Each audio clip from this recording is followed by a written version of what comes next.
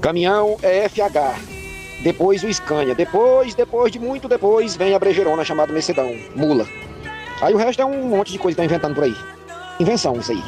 Eles cruzaram o Sinotruque no Internacional, deu o DAF, pegaram uma Amarok, cruzaram ela com a Kombi, entendeu? Aí deu um tal do Meteor, é o cruzamento do Bob Esponja com a Kombi e uma Amarok.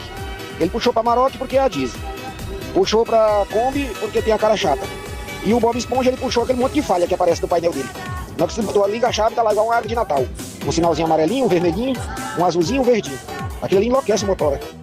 2651 é uma cruza de 1519 com 608 e 1620. Aí deu um 2651. Entendeu? Essa cruza aí. Puxou pra brejeira porque ele é traçado. Puxou pro 608 que tem a cara chata. E o 1620 porque ele é maciozinho e pega muita primeira.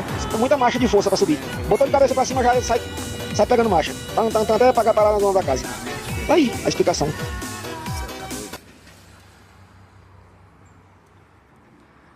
Aí é chique no último, ó.